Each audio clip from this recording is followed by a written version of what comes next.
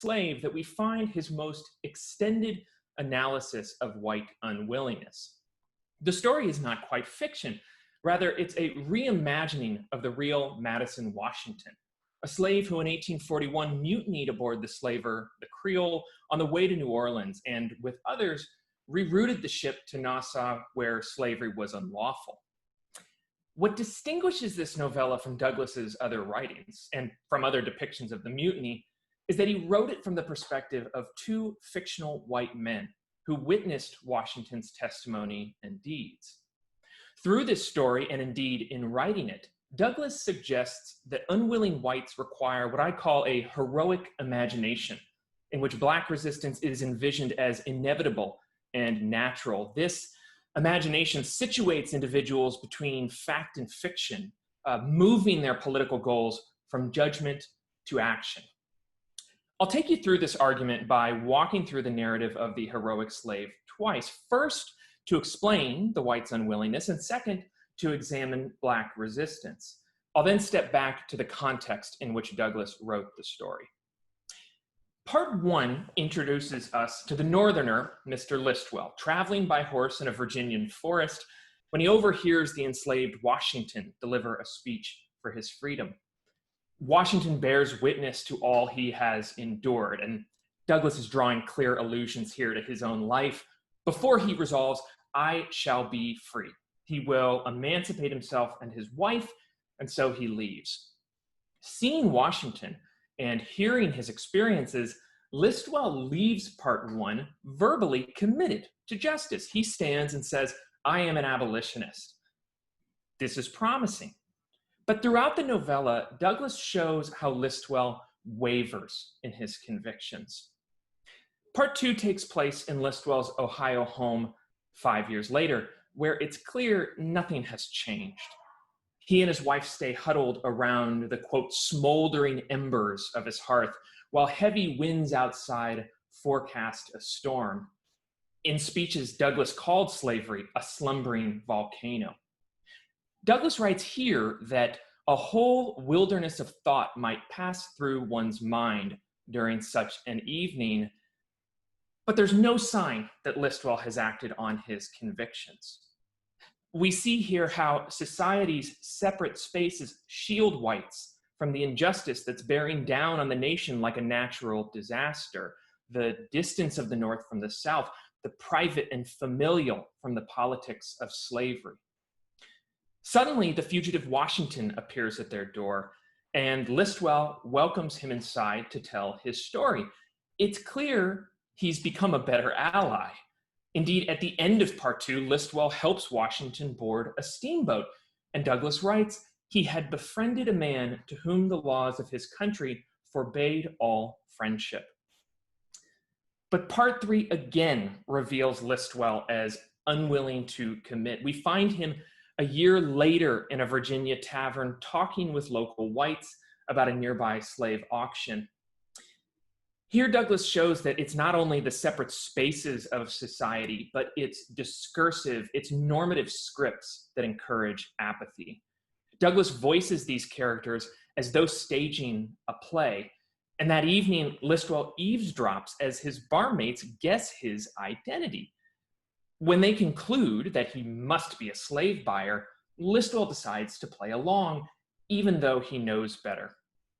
This script has such a hold on Listwell that another encounter with Washington only briefly renews his judgment. The next morning, he sees a slave market for the first time, and he's startled to see Washington there, and he greets him. When later Washington tells Listwell of what led to his recapture, Listwell is again unwilling, chastising him for returning south.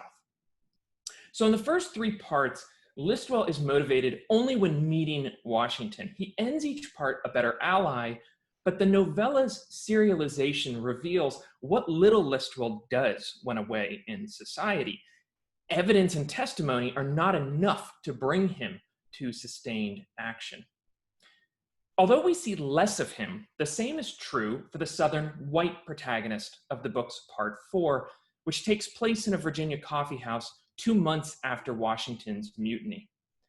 There, a bunch of sailors demand that the Creole's first mate, Tom Grant, describe the mutiny. He recalls how he tried to fight back, how he was disarmed by Washington's testimony aboard the boat, how from this point forward he will oppose the slave trade. But Grant is also pulled back. Although Douglas does not frame part 4 through script, he does describe the whites in that coffee house as though playing a part, espousing racist views while, quote, occasionally casting an imploring glance at the company for applause. Removed from Washington's testimony to these spaces and scripts, Grant is unwilling to commit. He's angry when he's accused of being an abolitionist, and part 4 ends with him barely conscious of a widening disconnect between his judgment of slavery and his unwillingness to act. The problem for both white men is not that they don't believe Washington. The problem is that society renders it easy to separate from this evidence or to accommodate it within scripts of white superiority. Now, Douglas leaves Listwell in a far better position. The day after their conversation in part 3, Listwell is suddenly moved to help Washington. He follows him to Richmond, where he passes him the very tools that Washington will use to remove his shackles on board. But Douglas doesn't explain here how Listwell found the will to act. To see what made Listwell act, and what Douglas believed would help Americans overcome their unwillingness, requires we retrace our steps. I've focused on white unwillingness, but there is considerable Black agency and solidarity throughout the heroic slave. The catch is that Douglas places this resistance just beyond the view of his white characters and his readers, encouraging both to what I call a heroic imagination. For example, consider Washington's testimony in Listwell's home during part 2. Washington recalls how while returning south to save his family, he briefly climbed a tree upon hearing the voices of Black men who had come to clear the forest.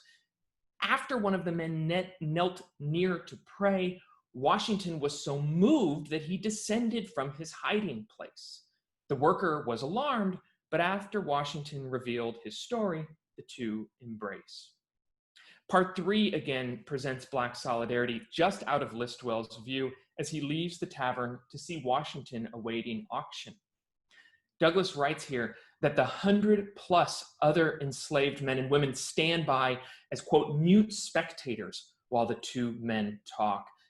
It's only when Listwell departs that one man speaks up to ask Washington of his identity, and Washington tells his comrades that this stranger is not less your friend than mine.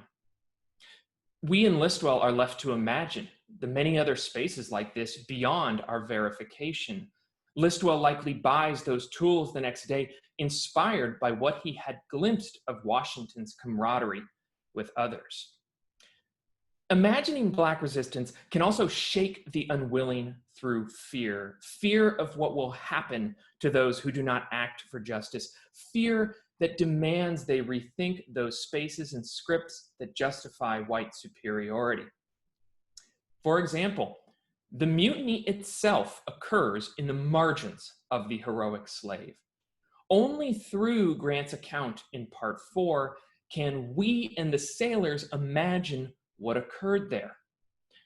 Now, we know from this story and from other speeches that Douglas did not believe the Creole Mutiny was a model to follow.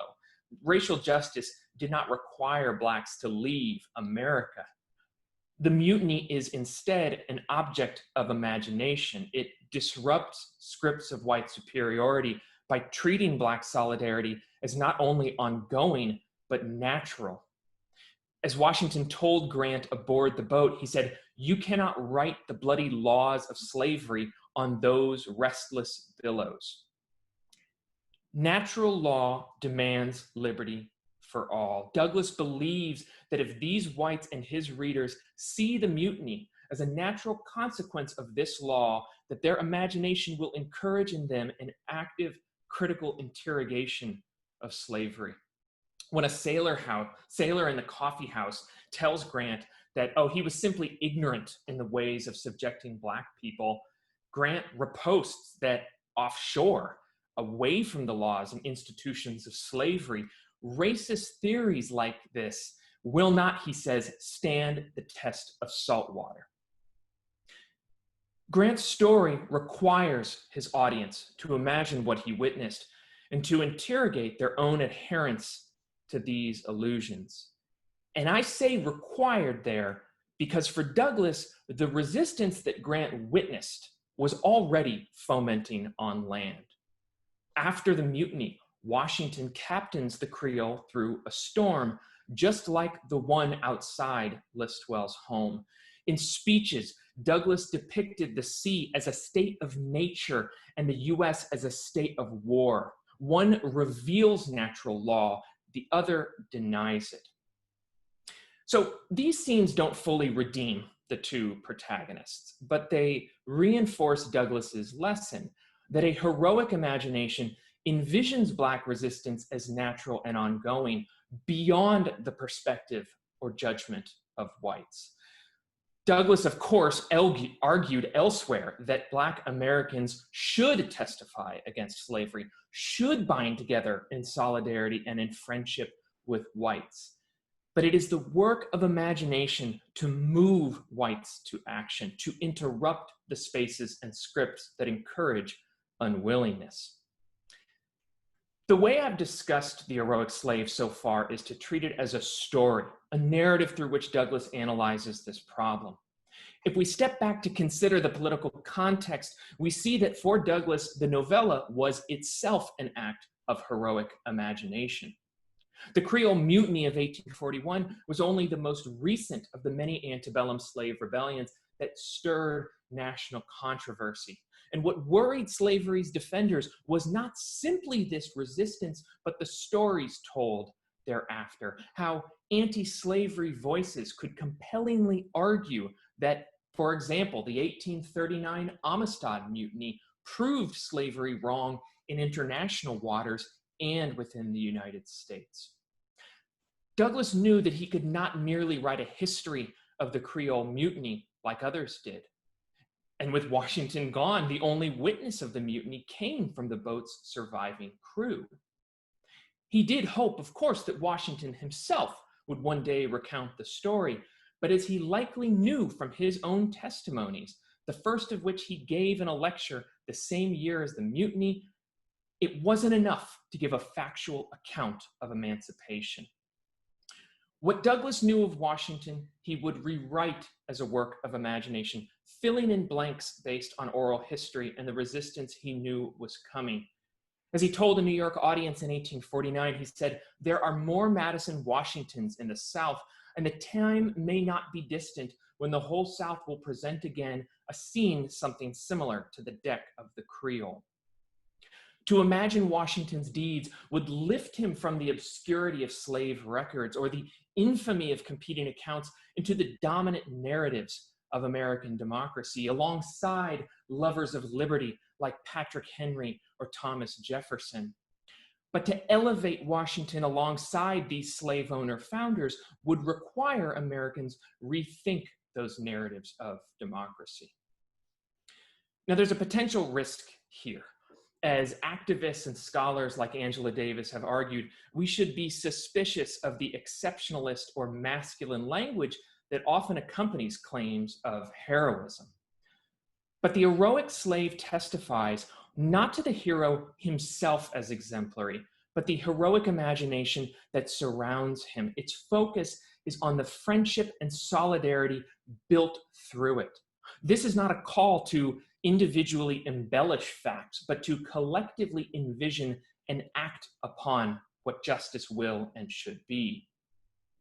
As Douglas wrote in its opening pages, glimpses of this great character are all that can now be presented. Anxiously we peer into the dark and wish even for the blinding flash to reveal him. And so this novella not only dramatizes the issue and the overcoming of white unwillingness, but it was Douglas's own act of heroic imagination. After all, Washington found his own freedom, but Douglas and America would remain behind to end slavery for all. Thank you very much. Okay, we've got up next, we've got Dr. Morel. Thank you. Two masters of expressing political opinions, Frederick Douglass and Abraham Lincoln, certainly did not agree on everything, especially during the Civil War. But they did agree that free speech was essential to maintaining our constitutional way of life. Douglass once gave a lecture entitled "Popular Error and Unpopular Truth." He said there was no such thing as a new truth. Error might be old or new, but truth was as old as the universe. The truth that all human beings possess natural rights led Douglass to say of Lincoln's Emancipation Proclamation that a fatal blow had at last been struck at the root of the gigantic evil. The president's proclamation had given the slaves the legal right to liberty. Now they could obtain their personal freedom without trampling upon civil laws. So Douglass saw the Emancipation Proclamation not as giving, but restoring to the enslaved his natural rights, rights that human laws should have been protecting all along. This was an important observation, born of America's own origin as a nation founded upon timeless truths. The idea of universal, natural rights was what Douglass considered an unpopular truth. Unpopular because until 1776, no nation on earth believed what Americans held to be self-evidently true. Douglass noted that by emancipating slaves, Mr. Lincoln has dared to apply the old truth of human liberty to his time. He has dared to declare the truth of the Declaration of Independence. With Lincoln and the American founders, Douglass believed human equality was one of those truths as old as the universe. Under the pressure of a civil war, that truth would begin to be secured for all Black Americans. But it was chiefly a contest of words, not a battle of arms, to which Douglass attributed the abolition of slavery. Though wrung out by the stern dictates of military necessity, he declared, it was in reality a moral necessity. Without what he called a principle in man, which induces him to accept truth, Douglass held little hope for progress in human affairs. For him, speech, meaning an appeal to reason, and not might, held the key to progress of liberty in America. He pointed out that it was the preservation of slavery that required violations of free speech, but he was confident that truth must triumph under a system of free discussion. He even quoted Thomas Jefferson to affirm that error might be left free so long as truth was free to combat it. But he added, equally true, though not always equally manifest, is it that error can never be safely tolerated when truth is not left free to combat it. Have we not seen the freedom to speak truth in order to combat error undermined in recent years on college campuses with the harassment and deplatforming of invited speakers? And now the streets and public venues of major American cities have been scenes of too many peaceful protests overrun by unruly mobs and intimidating protesters. Why this desperation to impose certain views on others? Why prevent the free discussion that Douglass argued was essential to the triumph of truth? What he called the right of the hearer, as well as those of the speaker. Why are those who believe so strongly that they possess the truth so intimidated by those who disagree with them? Likewise, Douglass noted the insecurity that slaveholding societies displayed. Slavery cannot tolerate free speech, he declared. They will have none of it there, for they have the power. With that power, they censored the mails of abolition materials, mobbed speakers who argued for emancipation, and even prohibited the education of slaves. Of all the harms Douglass attributed to slavery, he thought the denial of an education was the worst of slavery's ills. It would forever unfit him to be a slave, Douglas recalled his master saying, when he discovered him being taught his letters and learning how to spell. From that moment, Douglas said, I understood the pathway from slavery to freedom. He believed education, the cultivation of one's reason, and the character fit for a truly free life was essential to the improvement of any human being.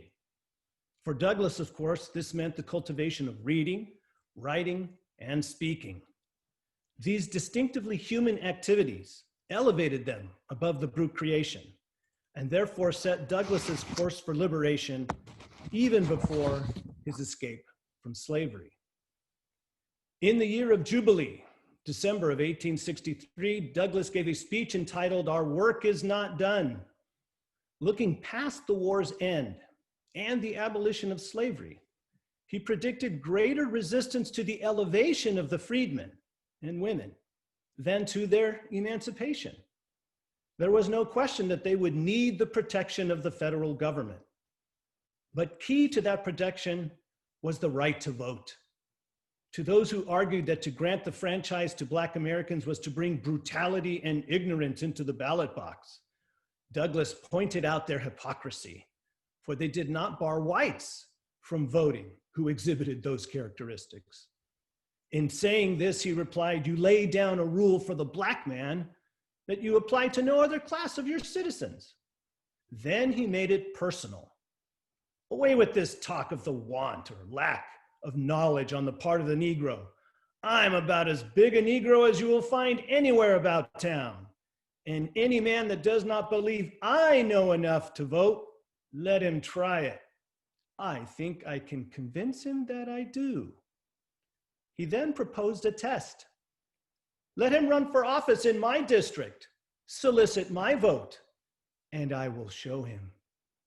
By playfully shifting from the strength of his body to the strength of his mind, Douglas invited any honest white man to treat him as an equal citizen of his community and therefore worthy of an appeal to his mind in order to deserve election.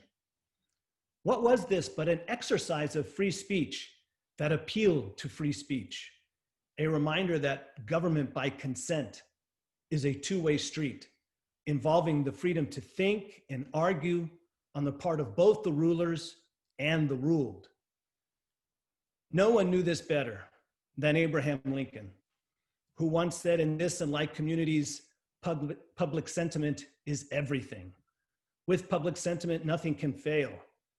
Without it, nothing can succeed. Consequently, he who molds public sentiment goes deeper than he who enacts statutes or pronounces decisions. He makes statutes and decisions possible or impossible to be executed. Lincoln's speeches before and during his presidency showed a concern for maintaining a public square that protected freedom of speech as essential to the viability of self-government. He understood the genius of American self-government was the peaceful resolution of disagreements and conflicts at the ballot box, and a refusal to resort to bullets when ballots had failed. In February 1860, in a speech at New York's Cooper Institute, Lincoln cautioned Americans in the South about blaming Republicans for John Brown's raid at Harper's Ferry, which occurred just a few months earlier. Southern slave owners tried to associate the Republican Party with fomenting slave revolts. Lincoln explained that no self-respecting Republican endorsed John Brown. More importantly, he suggested that even if Southerners were successful in imputing a bad reputation to the Republican Party, they would not have achieved their objective of destroying the sentiment that judged slavery to be wrong. How much would you gain, Lincoln proposed, by forcing the sentiment which created it out of the peaceful channel of the ballot box into some other channel? What would that other channel probably be? Would the number of John Browns be lessened or enlarged by the operation? I think about this every time I see a Confederate flag. I disagree with what that flag represents, But I appreciate that folks remain free to express their opinion this way on their own property. I prefer to live in a society that does not seek to drive unpopular opinions underground, but permits them to be expressed publicly where they can be subject to refutation. A free people should not be afraid to discuss opposing viewpoints. By doing so, we invite discussion, encourage appeals to fact and argument, rather than emotion and prejudice as the proper way to deliberate about political issues. In the same speech at Cooper Institute, where Lincoln made himself a credible candidate for the Republican nomination for president, he alluded to a speech by his Democratic rival, Stephen Douglas, entitled Invasion of States. In January of 1860, Douglas had argued on the Senate floor for a sedition law, a law to punish men whose words would incite slave revolts similar to John Brown. Douglas made clear that he had Lincoln in mind, as well as the odds-on favorite for the Republican nomination, Senator William Seward. Lincoln told fellow Republicans not to quail in the face of threats of dungeons to ourselves. Instead, he exhorted them to have faith that right makes might. And in that faith, let us to the end dare to do our duty as we understand it. This charge operates, I think, on two levels. On a strictly partisan level, Lincoln was encouraging his audience to vote Republican later in that consequential year of 1860, trusting that this time around, the relatively new party would emerge victorious. It wouldn't be a wasted vote. But on a more profound regime level, to have faith that right makes might was a reminder of the fundamental premise of American self-government, namely, that a free people could actually promote the common good and not merely use political might to serve the interests of one part of the community at the expense of the other. It was a call to rely on the political process and the rule of law to produce justice. The alternative would simply be might dictating right, a rejection of civil society and the protections afforded by a government owned and operated by the American people. Both Douglas and Lincoln defended free speech as a way to avoid violence, as a means of pursuing justice. As Lincoln put it during the first year of the Civil War, ballots are the rightful and peaceful successors of bullets. When ballots have fairly and constitutionally decided, there can be no successful appeal back to bullets. Having faith in government by consent of the governed can only be justified if that consent produces the rule of reason over the passions of the community. Constitutional self-government makes room for consent to be informed, both in the election of rulers and the operation of the constitutional mechanisms by which those rulers act on behalf of the citizenry. The founders taught Lincoln that a majority held in restraint by constitutional checks and limitations, always changing easily with deliberate changes of popular opinions and sentiments, is the only true sovereign of a free people. When Democrat James Buchanan was elected president in 1856, Republicans did not declare, "Not my president." They did not call for resistance. They respected Buchanan's election, obeyed the laws, but continued working to get Republicans into office at the national and state level. 4 years later, they elected Lincoln to the presidency. But when Southern Democrats lost in 1860, instead of obeying Lincoln and his administration, they tried to establish a new nation by seceding from the United States. Lincoln flatly rejected this option, calling it the essence of anarchy. He believed that republics required good losers and good winners. Republicans had proven themselves good losers back in '56. Now Democrats could profit from their example. The establishment of constitutional government by the consent of the governed and the practice of the rule of law is what elevates us from the state of nature. Freedom of speech in this context is nothing more than an appeal to the consent of the governed as the only legitimate ruler of a free people. To speak in the public square is to argue. It's to make claims about justice and what government can rightly command citizens to do.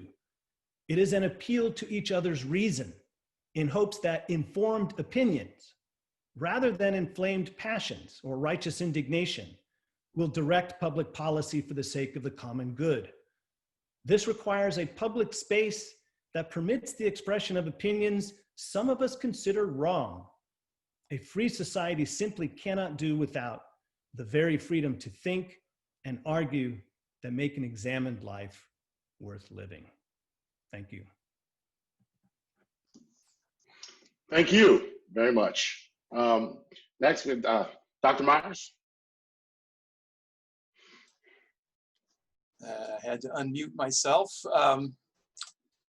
First of all, thank you, Julian, and thank you, Dan and Catherine, and the University of Richmond for making all of this happen. But my time is short, so let me get right to it.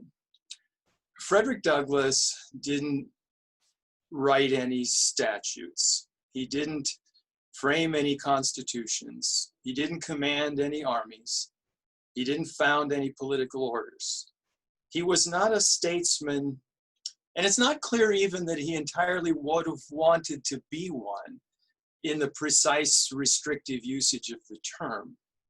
What he was, in 19th century parlance, was an agitator, an activist who occupied himself mainly in what he liked to call the foolishness of preaching. He was not an ordinary agitator. He was the great agitator of 19th century America. He was the indispensable counterpart to the great emancipator. And being a great agitator, was he also something more than an agitator? At the risk of redundancy, here is Lincoln on the Statesman's art that you just heard from Lucas a few minutes ago. Lincoln says, "In this and like communities, public sentiment is everything. And he who molds public sentiment goes deeper than he who enacts statutes or pronounces opinions." And so I think by Lincoln's lights, the formation of public sentiment is not the whole of statesmanship, but it's the deepest and the most important of the statesman's tasks. And by Lincoln's standard, then, Douglass has a pretty strong claim to the title of statesman. And so what I want to do today is to, very quickly, I'm afraid, sketch some different aspects of Douglass's understanding of and his own practice of statesmanship. What I'm going to give you is actually quite severe distillation of a book chapter that discusses 4 of his most memorable and pertinent speeches to this theme. And it's possible here, of course, to present only really small snatches of that discussion. So first speech. First speech is the most famous one, the July the 4th speech in 1852, which is often admired as a protest speech. And so it is. In the second portion of that speech, Douglass presents a blistering critique of American practice. In this respect, it's true enough to say, I think, that Douglass channels the prophet Jeremiah. But there's a crucial remark in this speech about claiming Washington to our father, in which Douglass identifies himself by implication with another biblical figure, which is John the Baptist. And that indicates a certain complexity of design in that speech. Alongside the protest, there is an expression of civic piety. In the first section, or if you like David Blight's metaphor, the first movement of the speech, Douglass presents a concentrated reflection on the idea of statesmanship in his description of the founders. I don't know, again, David, having gone through his books, maybe knows this. I don't know whether Douglass read classical political philosophers. I don't know whether he read Plato and Aristotle. But he does, in the 4th of July speech, present the founders as exemplars of the classical virtues, exemplars of wisdom and courage and temperance and justice. Their statesmanship appears at the most general level as action on principle. They dedicated themselves and their new country to what Douglas called eternal saving principles. Now, the wisdom of statesmanship is of two kinds. It is theoretical and it is prudential. The virtue of a statesman is to be prudent as well as principled. And prudence is not really a quality that Douglas emphasizes in the founders, at least in this speech, and it is a quality about which Douglas himself was somewhat ambivalent. And yet, his praise of the founders in 1852 was itself, in part, a dictate of prudence. This means that Douglas's admiration of the founders as statesmen is more than a depiction of statesmanship. It is also his practice of statesmanship. The context is Congress's enactment, or at least a big part of the context. Congress's enactment a couple years previous of the Fugitive Slave Law of 1850, a law, Douglas said, that stands alone in the annals of tyrannical legislation, the most pro-slavery law Congress ever enacted, and by any fair reading, a flagrantly unconstitutional law. Now that law prompted a certain rashness in response among some of the friends of abolition. It elicited amplified calls for emigration from, as we've heard, Martin Delany, and also amplified calls for disunion from Douglas's erstwhile mentor, William Lloyd Garrison, both of which Douglas rebuked here. Douglas was not unmindful of the defects of the founding or the founders, but he had come to see that those defects were not radical defects. So it was possible and it was prudent to defend the founding, to separate it from the generation that enacted the Fugitive Slave Law. And the defense of the founders is defensible because whatever else they did or didn't, they got the first principles of the new order in place, and thereby they gave the abolition movement American ground upon which it could stand. On to speech number 2. Another important quality of statesmanship is steadfastness. Steadfastness that is showing the courage of one's convictions in holding fast to a just cause, especially in times that try men's souls. Said Winston Churchill in Great Britain's darkest hour, "We shall never surrender." In what must have seemed the darkest hour for the abolition cause, Douglas said the equivalent. In the spring of 1857, the United States Supreme Court went well beyond the Congress in the act of entrenching slavery. It issued the most pro-slavery ruling in its history, and speaking on the ruling in Dred Scott versus Sandford, Lincoln stated the grounds for pessimism. Justice Taney, in his opinion, claimed that white opinions of Black Americans had grown more sympathetic since the founding. To that, Lincoln replied, I quote, "As a whole in this country, the change between then and now is decidedly the other way. And their ultimate destiny, their Blacks' ultimate destiny, has never appeared so hopeless as in the last 3 or 4 years."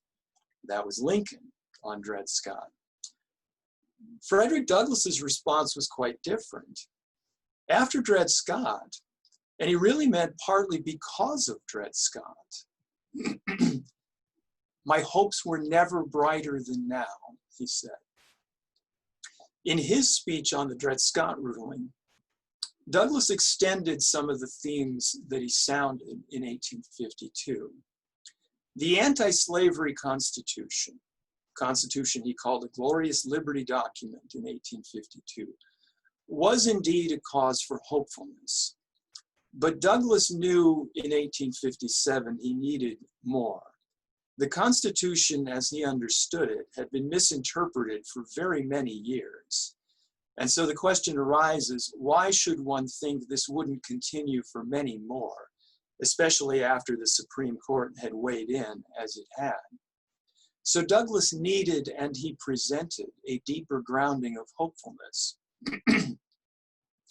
In the hopefulness, as David Blight said last night and Melvin Rogers said earlier this morning, there is a portion of providential faith. There is also an interesting natural law argument. Douglas's idea of natural rights was fundamentally Lockean, but it carried this interesting 19th century modification. The natural law, as Douglas understood it, was not simply normative or prescriptive. It was also predictive. The law of nature could not be a law, strictly speaking, without sanctions. And for Douglas, those sanctions were natural sanctions. And so in the Dred Scott speech, Douglas expresses confidence that slaveholders will overreach and they will threaten the rights of Northern whites. And this will mean eventually slavery's destruction.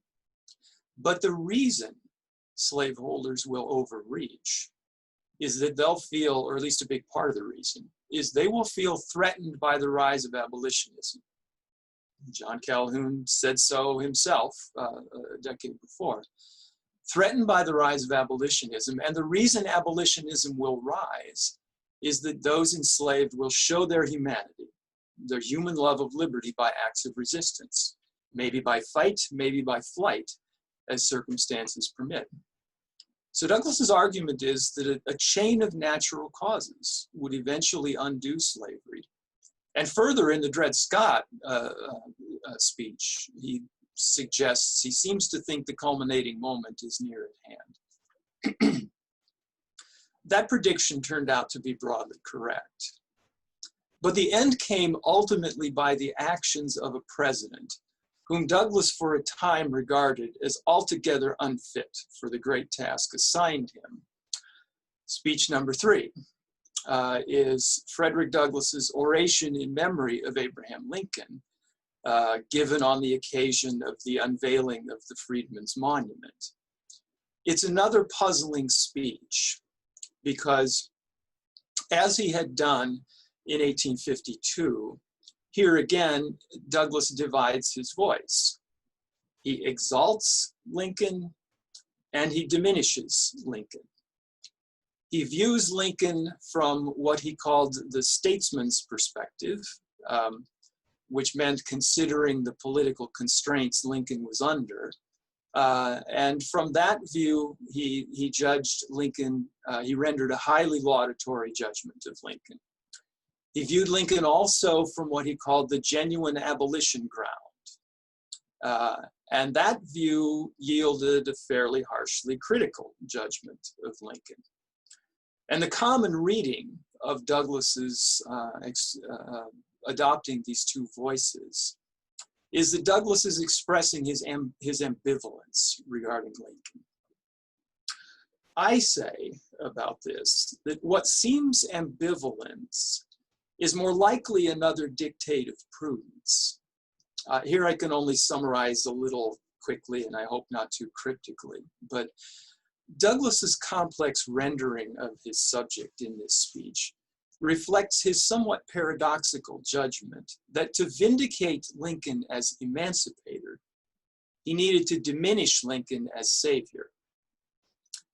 In this speech, Douglas's statesmanship, I think, counseled a show of ambivalence toward Lincoln to arouse a dissatisfaction, not really with Lincoln himself, but with the condition of disfranchisement that left blacks dependent, so to speak, on the kindness of strangers, dependent on the beneficence of elected officials responsible only to others. Shortly thereafter, that dissatisfaction and dependency became even more glaringly evident. Speech number 4. A few years later, the occasion is the Supreme Court's ruling in the civil rights cases, 1883, in which the Supreme Court invalidated the Civil Rights Act of 1875 that mandated non-discrimination in public accommodations.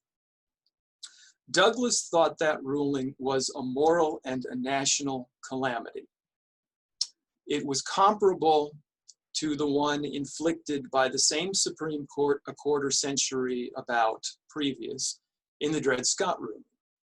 But this time in response, Douglas does not say my hopes were never brighter than now. He does not predict a quick end to race discrimination in America.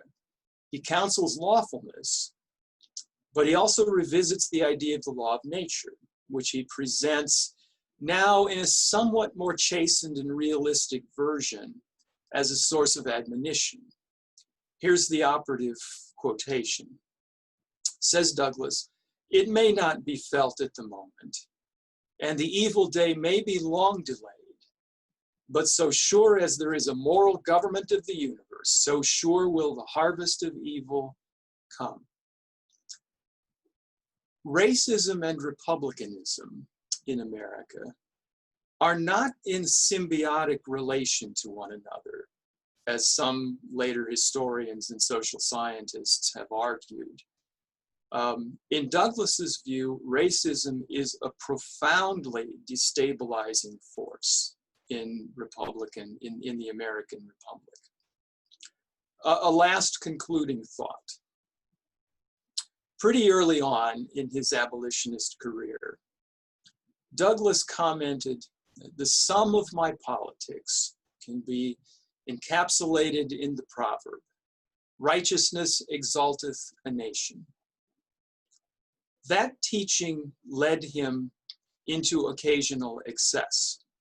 It sometimes inclined him, as it did Garrison, to suppose that righteousness alone, action dictated by pure, uncompromising principle, could suffice as prudently conceived policy.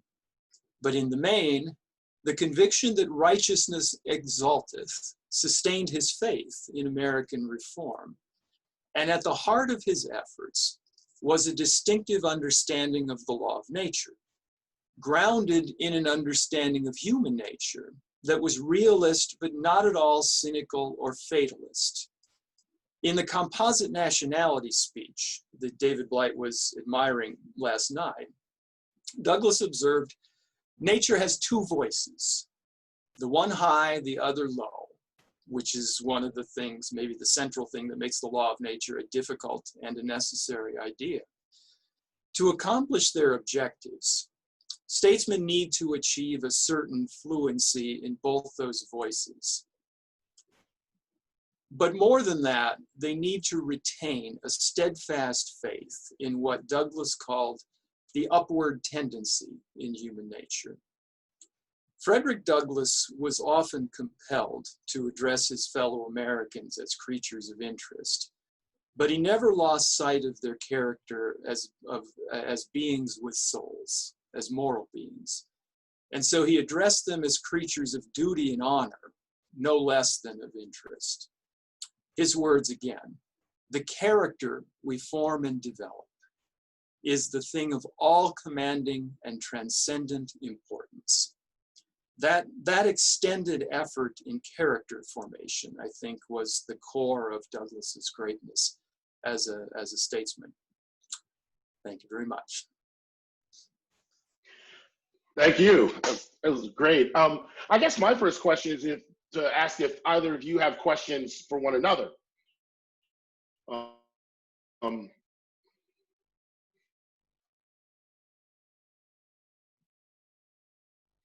I'll take that silence as a no. Nolan, I'm smiling only because I had a question for Jim Oakes this morning, but I didn't write it down, and the time got away from us. But I'll save that for now. And I have a brief question, but I'm going to guess yours is better, Julian. So I wanted to kind of cede the floor. I don't know. I have a question for you, by the way. You know, I was thinking as you were talking about like white unwillingness and reluctance, I kept, you know, how much of it is just misunderstanding? I mean, what would Douglas what did Douglas have to say about, you know, Black agency and resistance being often misunderstood by his white counterparts? You know, I'm thinking about Robin Kelly's book a long time ago about infra-political resistance and the ways that African Americans or enslaved people thought about freedom and thought about emancipation in a way sometimes it was misunderstood by their white counterparts. Did he have anything to say? That's actually a real question, by the way. Did he have anything to say about that, right? Well, I mean, my answer, I think, is going to be less satisfying than some of my colleagues here could say. But yes, I mean, one of the great examples from the autobiographies, right, is his discussing the common misconception of slave spirituals, right, and that sort of understanding. Now, there is in a lot of Douglas's writings or observations, sociological observations, the question is that a genuine misunderstanding on behalf of whites, be they Northern or Southern? Is that a kind of propagandistic misunderstanding? Is that a willful misunderstanding, a kind of bad faith depiction? But I certainly think that there is, I think that Douglas is keyed into that. I mean, the one thing and why I'm so happy to be on this panel with Drs. Morel and Myers is how well I think these papers complement one another. I don't want to suggest at all in my rendition of The Heroic Slave that those are the only sorts of ways he thought about the problem of white unwillingness, or even about action, truth, the content of truth, bearing witness. As we all know, Douglas is a deep and voluminous thinker, sometimes contradictory, sometimes complicated. And so, yeah, but again, I'm sure there are lots of other examples I'm not thinking of that would better speak to that point. Thank you. You're welcome. So there's a quote out there that I'd like to read. Maybe it'll generate some discussion. It's from Nicholas Bucola, and it says, it's a quote when Frederick Douglass was talking to Stephen Douglas, and he asks, on the question of Douglass on deplatforming. I always think of Douglas's speech on Senator Stephen Douglas in 1854. In that speech, Douglas said this: "I understand that Mr. Douglas regards himself as the most abused man in the United States, and that the greatest outrage ever committed upon him was in the case in which your indignation raised your voices so high that it could not be heard. I did not mention this circumstance to approve it. I do not approve it. I am for free speech as well as for free men and free soil. But how ineffably insignificant is this wrong done in a single instance, and to a single individual, compared with the stupendous iniquity perpetuated against more than 3 millions of American people who are struck dumb by the very men in whose cause Stephen Douglas was here to plead," right? While I would not approve the silencing of Mr. Douglas, may we not hope that this slight of abridgment of his rights may lead him to respect in some degree the rights of other men. Frederick Douglass, mic drop, right? I've always found the way that Douglas articulated his points to be just artistic, right? He's making it's whoever thought that African Americans and enslaved people were not fully recognized human beings would have to walk away from the way that Douglas articulated himself, thinking otherwise. It's just masterful, right? It's almost as right.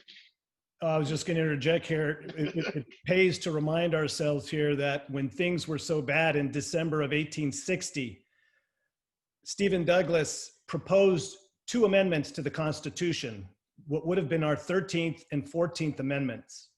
The 14th Amendment, first clause, would have banned Black people from holding political office at any level in any state, territory, or federal government, and would have banned them from voting at any level. He wanted that racial component to be inserted into the Constitution. That's the character that we're dealing with there. Right. It looks like David Blight, or Dr. Blight, did you want to, the camera came on, so I assumed that you wanted to chime in here, right? Oh, your mute button's on. I'm so sorry. Anyway, I just want to say that this was a brilliant session. One thing that I thought tied in all three was this sense of the insecurity of the other side, the insecurity of white supremacy, the insecurity of the slave power, the insecurity of slaveholders themselves. It's as though even in the darkest moments, he could have this faith, as Professor Myers said, he could have this faith that somehow the Dred Scott case is going to lead to good ends, because the slave power is going to kill itself. It's so insecure. And that's there in Lucas. That's kind of your point, you know, I found. And even in the, you know, old Liswell, it's as though Douglas understands this insecurity among whites. And he'd learned it the hard way, hadn't he, on the Y plantation. I just wanted to say that. It is something that all of you sort of touched on here. And Can I say a couple of things more about that? That Julian, your original question about Nolan's white unwillingness concept led me to tie in a thing or two between that discussion and some of the things that I was getting at. I mean, I think that Douglas's point about that is it's not that there's an unwillingness because they're white. It's an unwillingness because they're human. You know, I mean, this is, in other words, in the passage I quoted, that this is the low voice of human nature, that people are naturally far more concerned with protecting their own rights than they are with protecting rights of those with whom they don't identify, you know, who, for whatever reason, for whom they don't feel a kind of moral sympathy. Douglas says this a few times that I didn't quote in the talk. He says, it is much easier to forgive people who wrong you than it is to forgive people to whom you do wrong, right? Mm-hmm. That there's a natural, along with the natural preference for your own rights, there's a natural desire to think well of yourself, to justify yourself, and all of that makes it kind of natural that people are going to be unwilling to come face to face with a monstrous wrong that they are somehow complicit in. That's yeah. You know, even I also find it pretty amazing to think about what Dick Blight was saying in relationship to how Douglas viewed his counterparts. There's also something that says that, like, his hopefulness also being it's got to be a reflection of what African Americans had to endure as enslaved people, and you know, decade in and decade out, and you know, having the spirit to not see the Dred Scott decision as rock bottom is as much. I also think it's a reflection of their experiences as actual enslaved people, and recognizing that they've been able to push through these things. As bad as slavery was, they mustered up the collective courage to get through it in a way that I think has to inform the way that Frederick Douglass thinks about that Supreme Court decision, right?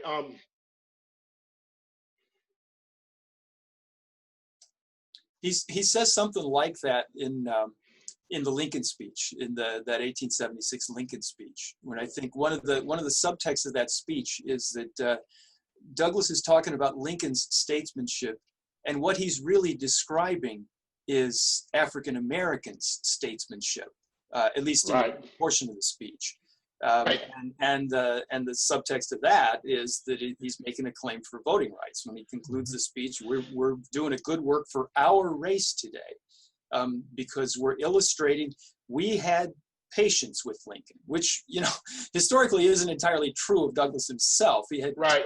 to say about Lincoln in 1861 and 1862, but, you know, in 1876 he's looking back on this and he says, you know, we were patient with Lincoln. You know, we saw that he's under some electoral constraints, that he's not able to do everything that we would want him to do instantly, but we saw the end. You know, we saw the bigger picture, and so far as that's true, then that would be a very strong claim for, you know, this group of people to have suffrage rights, among other things.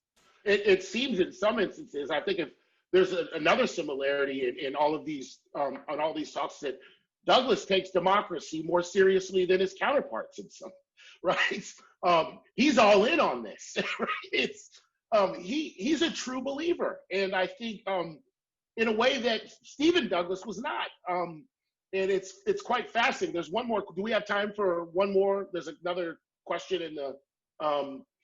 So it says, I'm slightly unsure that Professor Morel has captured Douglas's outlook on the conference flag, on the Confederate flag. In 1878, he was clear that there was a right side and a wrong side to the Civil War. And in 1870, he was clear, monuments to the lost cause will prove monuments of folly. In the memories of a wicked rebellion, which they must necessarily perpetuate, it is a needless record of stupidity and wrong. This suggests an intense rejection of the Confederate flag and the Confederate statues, and that the intent to hold on to those things is in fact an attempt to confront the wrongness represented by those symbols. Yeah, I completely agree with that statement. But I don't believe that Frederick Douglass would argue, for example, a ban on the flag. What he was worried about was that, you know, as he kept saying, there was a right side to this war. And what he wanted to see over and over and more were actions in keeping with the Union victory in that Civil War. And that to the extent that you had Confederate flags, monuments, and more importantly, to the extent that you had Southern governments that were being successively redeemed, quote unquote, by former rebels, to that extent, Northern whites were not remembering that the Civil War had a right side to it, and that they were too quick, in his mind, too ready to make peace with men who used to be shooting at them, and to take for granted what blacks had been doing during that war, and to not do enough to gain them to their side by guaranteeing them the right to vote, by protecting, as David put it last night, protecting their civil and political rights. To the extent that they were not doing that, then yes, it was supremely frustrating for Frederick Douglass to see people still waving the rebel flag, as it were. But I don't see him arguing for any sort of ban or making it illegal to fly those things. He just wanted to make sure that if they get to fly that, we get to explain why it's wrong, and we'll let the cards play out the way they will. You I can't think that's help very important. It's Right. very important. He had the audacity to think you could defeat the lost cause in the public square. Right. He was about a century early with that. You can't help but wonder what he would think about the continuity of, you know, Confederate iconography and the fact that we're still having these debates in 2020, right? And what he might have to say about this. Right? The most popular Civil War memorabilia by far, as Gary Gallagher has pointed out, is Confederate memorabilia. Right. Well, I think that's our time. Thank you for a wonderful 3 presentations and discussion. Thank folks. you, Julian. Yeah, my pleasure. Thank you so much.